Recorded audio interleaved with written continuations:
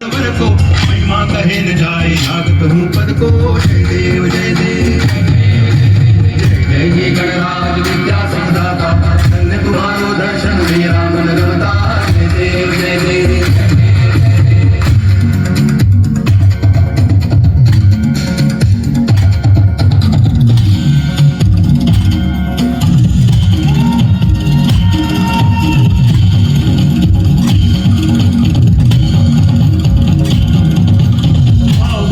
कोई शरणागत आवे संतति संपत्ति सब ही भरपूर पावे ऐसे तुम महाराज को अति भावे होता भी नंदन नित्य दिन गुण का